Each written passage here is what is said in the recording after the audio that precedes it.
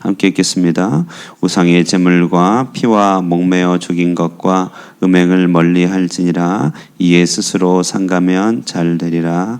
평안함을 원하노라 하였더라. 아멘. 오늘 우리가 보고 있는 사도행전 15장은요 예루살렘 공의회라고 불려집니다. 예루살렘 공의회라고 불려지는 이 회의는 교회 지금까지 있었던 모든 공교회 회의의 가장 첫 번째 일어난 가장 1회 총회라고 할 수 있습니다. 신학교 시절에 이 본문을 배우면서 참 신선했던 기억이 있습니다. 왜냐하면 이제 신학교 시절에는 이제 노회라고 하는 것들, 총회라고 하는 것들 한 번씩 참관을 합니다. 그리고 이제 총회에 참석하면은 또 어떨 땐 지루하고 또 어떨 때는 저런 회의가 꼭 필요할까? 회의에 대해서 아주 회의적이 되죠. 저 회의가 왜 꼭 필요할까? 또 청년 때는 찬양하고 기도하고 활동하는 걸 좋아하기 때문에 이렇게 회의하는 것들에 대해서 참 정말 회의감이 많이 들었습니다. 그런데 이제 오늘 본문을 이렇게 신학교 때 공부하는데 이것이 바로 첫 번째 공의회다. 이제 이렇게 가르쳐 주시는 교수님의 교훈을 듣고 이때로부터 시작된 회의가 지금까지 2000년 동안을 이어져 왔다. 이제 이렇게 얘기를 하시는 거죠. 그래서 이 본문이 매우 새롭게 보였습니다. 그리고 교회라고 하는 것은 협의체, 회의체라고 하기도 한다. 이제 이런 것들을 이제 공부하게 되었는데요. 참으로 그렇습니다. 우리 이제 요즘 오늘날에도 한국의 기독교는 100회가 넘는 총회가 펼쳐졌습니다. 한국 기독교 역사가 이제 100년이 넘었기 때문에 그렇죠. 그런 100회가 넘는 총회 역사가 있는데 그런 총회가 그냥 인간들이 모여서 그냥 자기들의 의견을 말하려고 하는 것이 아니라 이 성경에 근거하여서 이런 총회의 전통을 따르는 것이라고 할 수 있습니다. 그럼 이 총회 때 이제 꼭 지켜내는 게 뭐냐면 교회다움인데 여러분 이제 교회를 설명할 수 있는 여러 특징이 있는데 이제 이거는 아주 역사적으로 딱 정립된 특징입니다. 하나는 교회는 통일성이 있다. 이렇게 하나다 말이에요. 교회는 하나다. 교회는 한 분 그리스도를 머리로 한 하나이죠. 그러니까 교회는 오직 하나다. 그리고 교회는 보편성이 있다 그래요. 보편성이라고 하는 것은 여기에도 통용되고 저기에도 통용되는 보편적 특질이 있다는 것이죠. 그러니까 대한민국에만 교회만 있는 게 아니라 어느 민족에서든지 교회가 가능한 것이 교회는 보편성이 있기 때문에 그렇습니다.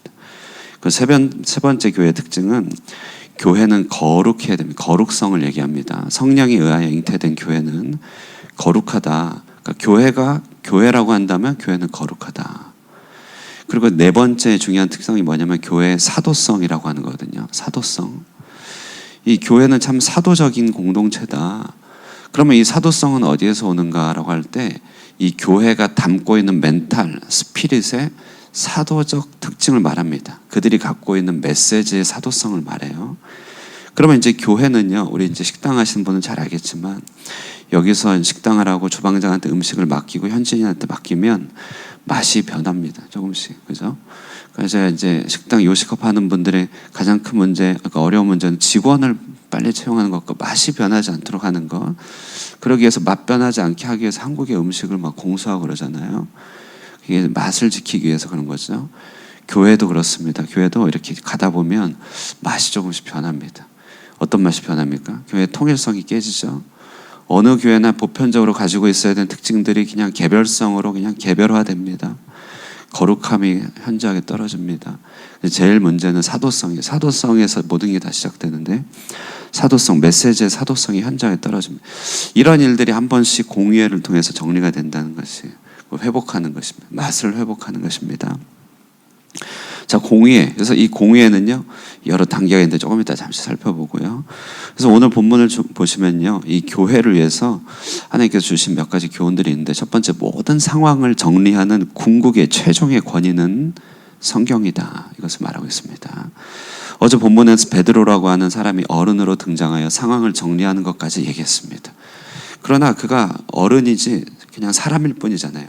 궁극적으로 상황을 정리하는 것은 바로 성경입니다. 오늘 야고보가 그것을 얘기하고 있어요. 15절 보시면 14절을 보세요.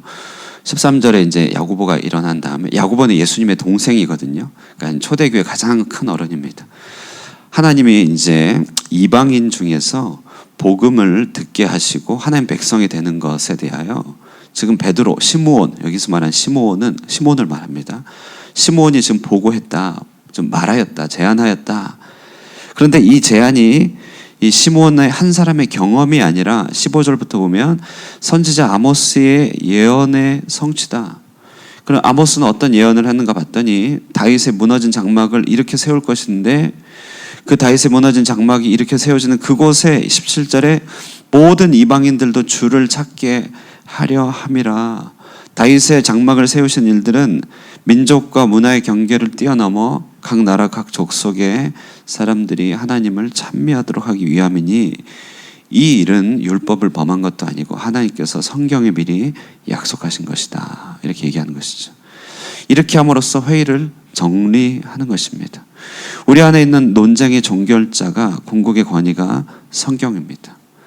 오늘날은 궁극의 권위라고 하는, 영어로 이제 한번 캐논이라고 합니다. 이 캐논, 잣대가 없기 때문에 사람이 각자 옳은 대로 행하는 것이죠. 그러니 각자 옳은 대로 행하게 되면 자유가 생기고 똘레랑스, 관용이 일어날 것 같지만 그 안에는 오직 정치적 대립만 있을 뿐입니다. 요즘 사람들이 문제를 해결하는 방식은 오직 힘의 대결이죠. 세력을 규합하고 그 다음에 댓글을 달고 힘과 세력을 과시하여 전쟁을 통하여 자기가 원하는 것을 얻는 것이에요.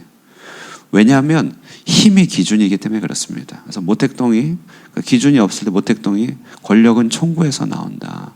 힘의 행사를 통하여서 상황을 정리하는 것이 권력 아닙니까? 그런데 오늘 교회는 다릅니다. 교회는 거꾸로 나란데요. 성경이 최종의 권위입니다. 복음서 마태복음 보면 정말 예수님에 대해서 모든 얘기를 할 때 성경이 응하게 하려 한다, 이런 표현이 나와요.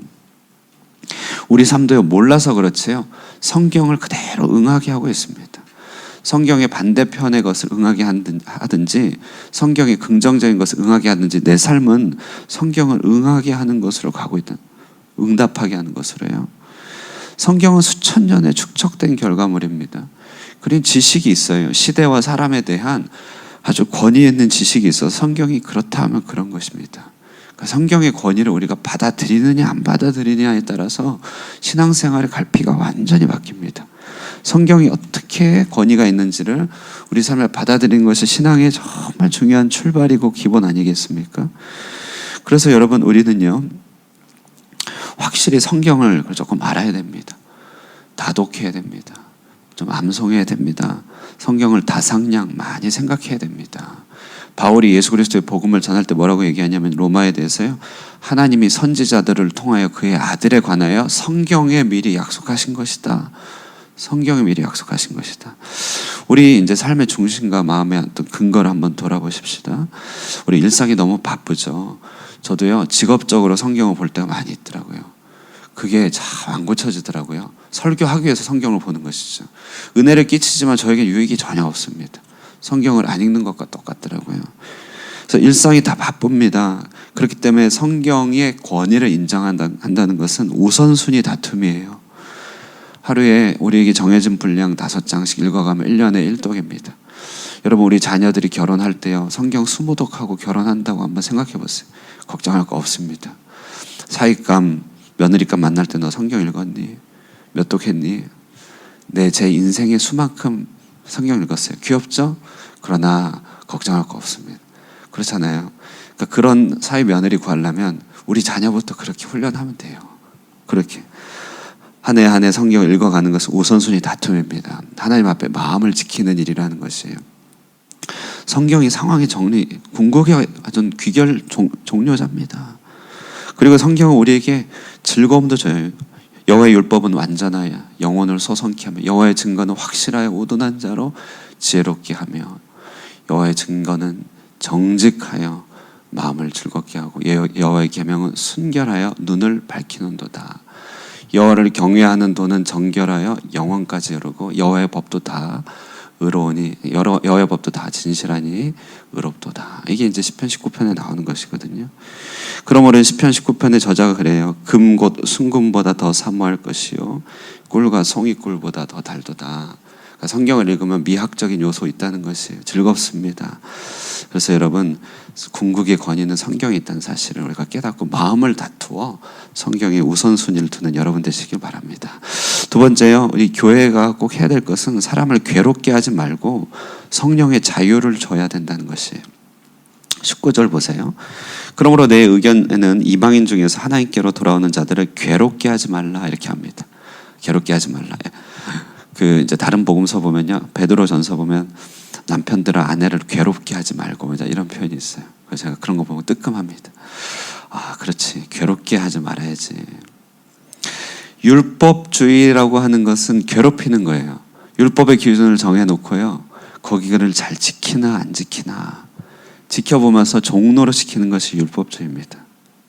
그래서 우리에게 이제 정의를 얘기할 때 흔히 정의는 두 가지가 있다고 해요. 하나는 보복적인 정의. 그건 뭐냐면 그가 한 만큼 갚아주는 거죠. 눈에는 눈, 이에는 이. 처벌을 하고 망하게 하고 죽이게 하고 큰 벌을, 엄벌을 내려야 되고, 자, 이 보복적 정의가 사회를 지탱하는 기본이죠. 공포가 좀 있어야 사람이 죄를 안 짓습니다. 그러나 그리스도는요, 그 보복적 정의의 세계 속에 해빙을 가다줬어요. 그건 뭐냐면 회복적 정의라고 하는 것이. 회복적 정의는요, 넘어진 자를 일으켜 재활복구시키는 정의입니다. 누군가가 망가졌다 그러면 그에게 힘과 참여하여 기여를 하고 희생하고 그가 재활복구하도록 온 힘을 다하는 것이 회복적 정의예요. 우리가 타인에 대해서는 보복적 정의감이 작동합니다. 그래? 한번 두고 보자. 근데 여러분, 우리 자녀들 한번 생각해 보세요. 자녀가 넘어지면요, 부모가 모든 걸 희생해서 모든 걸 회복시키려고 합니다. 자녀에 대해서는 회복적 정의가 일어나는 것이죠. 그 자녀에게 하는 마음을 온 세상에게 하라. 그게 십자가의 마음인 것이죠. 예수님이 그렇게 십자가에 희생하여 죽으신 것은 우리에게 보복하려고 하시는 것이 아니라 우리에게 자유를 주시려고, 죄의 종노릇이 아니고 율법의 종노릇이 아니라 회복해 하려고 그런 것입니다. 그러므로 우리가요, 이제 저도 늘 못하지만 기도와 잔소리, 자녀들에 대해서 100번의 잔소리 하기 쉽죠. 그러나 한 번의 한 번의 교훈을 하기 위해서 내가 10번 기도하는가? 우리 성도들에 대하여 생각할 때, 우리 성도들을 생각하면서 100번의 기도가 전제되어 있고 설교를 하는가? 우리가 분쟁하고 다툴 일이 있어서 싸움과 금식은 서로 회복적 정의냐 보복적 정의냐의 싸움이에요. 내가 내 자신을 제어하고 하나님 나라로 채우는 금식과 싸움의 문제. 또 생각해 보시면요, 권한을 행사하는 것과 종노릇하는 것. 바울은 부부에게 서로 얘기할 때 서로 피차 복종하라. 자녀와 부모 간에도 그리스도 안에서 피차 복종하라. 이게 이제 종노릇이거든요. 왜냐하면 상대를 회복시키기 위해서 그런 것입니다. 그러므로 이제 오늘 본문에서요, 그 얘기를 하는 것이에요. 괴롭히지 말아라. 20절에 우상의 더러운 것과 음행과 목매어 죽인 것은 그들 스스로를 괴롭히게 하는 것이니 이것을 멀리하라고 하고, 할례라든지 성전의 예배라든지 이렇게 율법주의적으로 쫓아서 행하도록, 그래서 그걸 지키나 안 지키나 살펴보는 방식으로는 하지 마라. 그래서 율법주의는요, 그 눈이 정말 시험 감독관의 눈이에요. 컨닝 하나하나. 고속도로 보면은 이 경찰들 뒤에 서 있어서 그래 한번 딱 지켜보는 것이죠. 그래 한번 걸려보자. 이게 보복 아닙니까? 벌금 때리려고 좀 숨어 있는 거잖아요. 그러나 이게 교통법에 합당한 게 아니에요. 미리 경고를 줘서 과속 안 하도록 하는 게 더 중요한 것이죠. 바울은 이들은 우상의 제물과 피와 목매어 죽인 것과 음행을 멀리해서 스스로를 괴롭히지 말고 자유를 주라고 합니다. 교회는 자유케 하는 공동체입니다. 성령의 자유를 줘야 됩니다. 목사가 성도들을 괴롭게 할 수 있다는 사실을 잘 알기 때문에 저부터 어떻게 하면 자유를 줄 것인가. 근데 이 자유는 우상과 음행과 방종의 자유가 아니죠. 성령의 자유. 성령의 자유가 충만한 교회는 얼마나 천국입니까? 우리 교회가 그렇게 되길 바랍니다. 끝으로 간단하게, 교회는 공의의 스피릿이 있다는 것이. 공의회는 몇 가지 위계가 있어요. 제일 기본적으로는 공동회입니다. 세례를 받은 이들의 회의, 공동회예요. 이 공동회 때 사도성을 지키는 거예요. 거룩성을 지키기 위해서 공동회 하는 것입니다. 그리고 그 상위라고 하는 게 좀 그렇죠. 기능적으로 재직회가 있어요. 재직회. 그리고 재직회가 있고 장로교는 당회가 있습니다. 당회. 당회. 이게 이제 공회의 공회. 나머지 것은 사역위원회이고 당회 이제. 그리고 그 당회에 노회가 있습니다. 노회가 있고 총회가 있습니다. 이 중에서 가장 중요하고 이렇게 본질적이고 어미의 태 같은 그런 이제 공회가 있다면 노회예요, 여러분. 노회에서 목사가 임직이 되고 노회에서 장로가 임직이 되거든요. 그러니까 노회가 교회를 탄생시키는 것입니다. 우리 일상 생활 가운데서는 잘 모르지만 노회가 있습니다. 그래서 노회는 목사 장로들이 함께 모이는데요. 이때 이제 이렇게 거룩성, 사도성, 보편성, 그다음에 하나됨, 그러니까 통일성을 지켜내는 것입니다. 그래서 25절, 26절 그런데요. 이런 공의의 일원이 되기 위해서는요. 좀 요건이 있는데 25절부터 26절을 보면 사람들을 택하여 예수 그리스도의 이름을 위하여 생명을 아끼지 아니하는 자. 생명을 아끼지 아니하는 자. 복음을 위하여 생명을 아끼지 아니하는 것이 공의의 회원이 되는 것의 가장 중요한 정신적인 자격이라고 한다는 것입니다. 여러분 정말 그렇죠. 주님의 몸된 교회 복음을 위해서 어디까지 버릴 수 있겠습니까? 시간 좀 희생할 수 있겠죠. 우리의 물질 희생할 수 있습니다. 물질 많이 희생할 수 있습니다. 생명까지 희생할 수 있겠습니까? 그럴 수 있는 가치가 있는 것이 복음입니다. 그래서 공의의 일원이 된다는 것은 생명을 복음과 맞바꾸겠다. 저는 본문을 보면서 정말 그렇다. 교회를 위하여 복음을 위해서 내 생명을 바꿔도 아깝지 않다. 이런 생각을 해보게 됩니다. 여러분 정말 우리 교회들 보면요. 10년 교회가 있어요. 10년짜리 교회, 20년짜리 교회가 있어요. 근데 교회 홈페이지 들어가면 연역이 100년씩 되는 교회가 있습니다. 100년씩 되는 교회는요. 건강한 공의회가 있기 때문에 그렇습니다. 건강한 치료회 공의회가 있기 때문에 그래요. 그리고 가장 중요한 적용은요. 성경에서 말하기를 선한 일을 행하는 자는 감독의 직분을 사모한다. 무슨 말이냐면요. 우리는 누군가 공의의 회원, 누군가 앞선 자들을 평가하고 비난하기 쉽습니다. 그러나 가장 좋은 적용은 내가 그런 일원이 되는 것이에요. 그 사람을 이렇게 저렇게 말로 얘기할 수 있고 누군가를 말로 얘기할 수 있지만 가장 중요한 적용은 내가 그 일원이 되겠습니다. 내가 욕먹는 자리, 또 내가 거룩한 자리, 생명을 아끼지 않는 자리로 내가 갑니다. 자, 이것이 공의의 말입니다. 오늘 아침에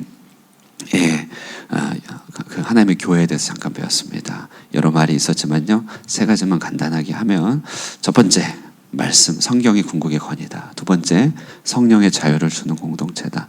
세 번째, 건강한 공의회가 교회를 건강하게 이끈다. 내가 그렇게 되자. 이 교훈을 가지시고 우리 삶에 구체적으로 적용하시면서 기도하는 아침 되기를 주님의 이름으로 축원드립니다. 기도하겠습니다. 사랑과 은혜가 충만하신 우리 하나님 아버지, 아침 시간이지만 잠시 교회에 대해서 생각해 보게 됩니다. 하나님, 주님께서 이 교회에게 주신 권위와 또 권세가 얼마나 큰지요. 교회에게 부여해 주신 또 책임감들과 또 사명들이 또 얼마나 중한지요. 하나님, 이 교회를 지키기 위하여 회중을 하나로 묶으시고 또 공의회를 통하여 성령의 뜻을 드러내게 하셨습니다. 이 일을 위하여 우리 하늘꿈 성도들, 우리 모두가 성경의 권위를 우리의 삶의 가장 기초적인 것으로 받들게 하여 주시고 성경을 위하여 우선순위를 다투며 내 자신의 말씀을 알아가는 일에 헌신케 하여 주시옵소서. 무엇보다도 그 성경 안에서 성령의 자유를 하나님 풍성하게 나누는 교회가 되게 하여 주시고 율법의 마음으로 하나님 사람을 괴롭히거나 종노릇하지 않는 교회가 되게 해주시고 참으로 진실한 하나님의 자유와 능력이 많은 교회가 되게 하여 주시옵소서. 무엇보다도 이 교회 안에 건강한 공회들, 모임들이 잘 세워지게 하여 주시고 우리 주변에 이와 같은 또 큰 확대된 여러 공의회들을 하나님께서 지켜주셔서 한국 교회가 건강하게 지켜지고 또 오래도록 보존되며 이곳 베트남에서도 이처럼 건강한 공회들이 세워져서 세계 선교를 잘 감당할 수 있도록 부름받는 베트남 교회가 되도록 축복하여 주시옵소서.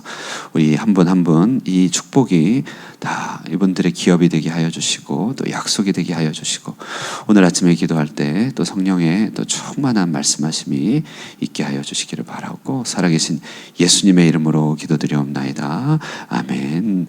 우리 말씀 생각하시면서 기도하시고 또 교회를 위해서 기도하시고 예배당 이전에 정과정 또 주님의 보혈로 우리의 삶을 온전히 덮어주시기를 기도하시고 돌아가도록 하겠습니다.